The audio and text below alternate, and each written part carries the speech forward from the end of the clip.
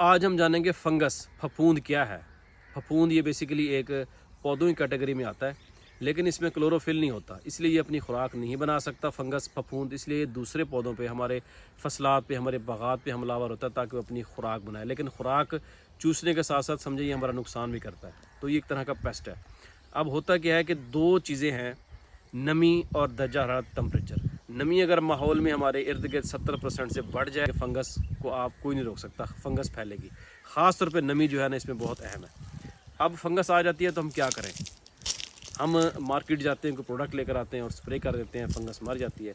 लेकिन कौन सा स्प्रे लेकर आना है, इसको जानने के लिए हमें पहले फंगस को पढ़ना पड़ेगा। इसके फंगस के 4 ख़ानदान हैं, ताकि जिस ख़ानदान से है उसका हम स्प्रे लेकर आएँ, ताकि हमारा मौसर कंट्रोल हो, हमारी बचत भी हो। ये ना हो कि हम बार बार एक जहर करते जाएँ, फंगस कंट्रोल ना हो, हमें पता ही ना हो कि ये किस ग्रुप से है, इसका क्या मोड ऑफ एक्शन है, ये कैसे हमलावर हो रही है, इसको कंट्रोल करने का तरीका क्या है। सबसे पहले इसके जो 4 ग्रुप्स हैं, सबसे पहला हमारे पास जो इसका ग्रुप है और बड़ा ग्रुप है ओमाइसीड्स, जिसमें फटाफ्तरा आ जाता है। दूसरा हमारे पास है एस्कोमाइसीड्स, जिसमें हमारे पास एंथ्रेक्नोज आती है। तीसरा ग्रुप है बिसिडियोमाइसीड्स, जिसमें रस्ट आ जाती है। इस तरह चौथा हमारे पास ग्रुप है ड्यूट्रोमाइसिड, जिसमें हमारे पास आ जाती है ये अर्ली ब्लाइट, लेट ब्लाइट। अब हम इसको 1 बाय 1 स्टडी करेंगे और हम ये भी जानेंगे कि ये जो फंगस है ये बेसिकली 7 मुख्तलिफ तरीक़ों से पौधों पर हमला करती है। 7 बीमारियाँ हैं बड़ी बड़ी कि जो हमला करती है पौधों पे, पत्तों पे। तो सबसे पहले है हमारे पास ब्लाइट। जी हाँ, ब्लाइट की भी 2 इकसाम है, early blight, late blight. Early blight क्या है कि आपके ख़ास तौर पे ये ब्लाइट की बीमारी पोटैटो, आलू पर आती है। आपके आलू की मिसाल ले लें, पोटैटो के ऊपर पत्तों के आप देखें कि इसकी उम्र छल्लेदार, छल्ले से गोल निशान बन जाते हैं। ये अर्ली ब्लाइट की निशानी है, पत्तों के ऊपर छल्ले से रिंग बन जाते हैं। लेट ब्लाइट में क्या होता है कि आपके पौधा है, उसकी जो किनारियां हैं, टिप्स हैं, मार्जिन्स, वो पीली होती हैं और फील्ड के अंदर एक मछली जैसी बदबूदार स्मेल आती है, फिश स्मेल जिसको हम कहते हैं। अगर आप खेत में जाएं, अगर आपको मछली जैसी बदबू स्मेल आए तो समझे कि इस पर लेट ब्लाइट का हमला हो चुका है। इसके बाद आती है हमारे पास मिल्ड्यू भी 2 इकसाम की है, पाउडरी मिल्ड्यू, डाउनी मिल्ड्यू। जैसा कि नाम ज़ाहिर है, पाउडरी मिल्ड्यू वो है जिसमें पौधे हमला होगी तो पत्तों के ऊपर पाउडर सा होगा सफ़ेद रंग का, ये पाउडरी मिल्ड्यू है। डाउनी मिल्ड्यू इसी तरह ही पौधों के पत्तों के ऊपर धब्बे से होंगे काले और नीचे फंगस होगी, ये डाउनी मिल्ड्यू की निशानी है। और डाउनी मिल्ड्यू आती है जब आपका मौसम ठंडा और खुश्क हो। इसके बाद हमारे पास तीसरा जो अटैक है सबसे बड़ा, वो रस्ट है। रस्ट सब जानते हैं, लीफ रस्ट है, ब्राउन रस्ट है, लीफ रस्ट या जिसको हम ब्राउन रस्ट कहते हैं, येलो रस्ट या जिसको हम स्ट्राइप रस्ट कहते हैं, स्टेम रस्ट जिसको हम आमतौर तौर पे डार्क ब्लैक रस्ट भी कहते हैं। तो 3 इकसाम है, हमारे यहाँ ज़्यादा पाई जाती है येलो रस्ट।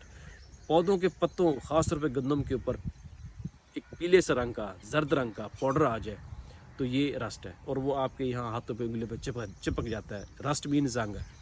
इसके बाद हमारे पास है चौथी अटैक जो है विल्ट है। विल्ट ये जड़ों से रिलेटेड है, मतलब आप देखेंगे पौधा ऊपर से ठीक होगा, नीचे जड़ें मुतासर होंगी, आहिस्ता आहिस्ता पौधे की डेथ हो जाती है।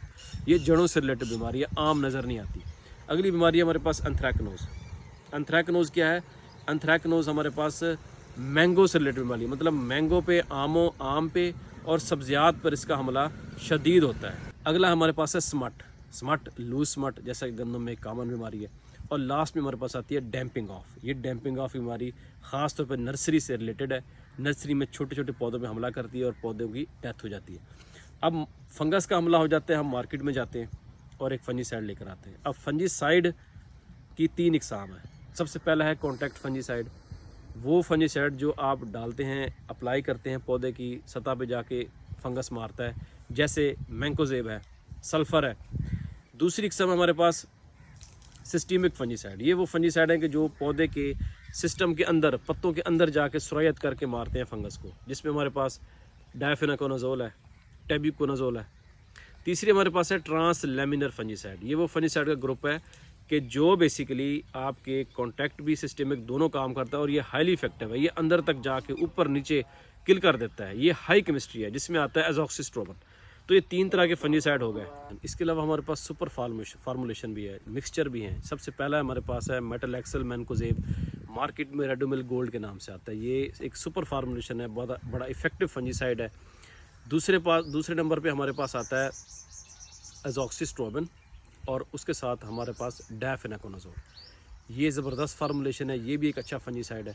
तो ये फंजीसाइड बेसिकली क्या करता है। और हाँ, सबसे अहम बात कि अगर आपके पास, अब आप एक आम सोचता है ज़िम्मेदार कि मैं कितनी डालूँ, अगर हमारे पास पाउडर फार्म में फंजीसाइड है तो तकरीबन 3 ग्राम पर लीटर आपने इसकी फार्मूलेशन बनानी है स्प्रे करते वक्त। किसान भाई, इसके अलावा कुछ चीज़ें हैं, कुछ टिप्स हैं कि जिसको हमने नोट करना है फंजीसाइड अप्लाई करते वक्त। अक्सर ज़िम्मेदार कहते हैं कि जी फंजीसाइड अप्लाई किया तो रिज़ल्ट नहीं आया। सबसे पहला काम ये है कि आपके पानी की पीएच, जो पानी आप इस्तेमाल कर रहे हैं, जैसे हम कहते हैं कि 100 से 120 लीटर पानी टैंकी में इस्तेमाल करें 1 एकड़ के लिए, तो आपने उम्मीद तौर पर 100 लीटर इस्तेमाल करते हैं तो आपकी पीएच जो है वो 6 से 7 होनी चाहिए। मीन 6 से 5 तक पीएच हो, मीन पानी आपने अच्छा इस्तेमाल करना है। दूसरे नंबर पर आता है कि हमने कोशिश करना है कि स्प्रेडर का यूज़ करें। स्प्रेडर क्या है, ये बेसिकली फंजीसाइड को फैलाता है, इसकी कवरेज को बढ़ाता है, क्योंकि आपने दवाई लगाई, जितना ज़्यादा फैलेगी दवाई उतना फंगस कंट्रोल होगा। तीसरे नंबर पर आपने हमेशा हॉलोकॉन नोज़ल इस्तेमाल करनी है। हॉलोकॉन नोज़ल क्यों, कि उसके जो वाटर ड्रॉपलेट्स हैं, जो उसके पानी की फुहार है वो ज़्यादा होती है, जितना ज़्यादा होगी उतना ही अच्छे रिजल्ट्स आएंगे। इसके अलावा आपने ये कोशिश करनी है कि तेज़ धूप में आप स्प्रे करने से गुरेज करें, ठंडे सुबह या शाम को करें, ताकि इवापोरेशन लॉसेस, बुखारात के लॉसेस कम से कम हो। इसके बाद सबसे अहम चीज़ और लास्ट में कि आपने एक ही फंजीसाइड बार बार इस्तेमाल नहीं करना, मुख्तलिफ करने हैं, उससे ये कि रेजिस्टेंस आ जाती है।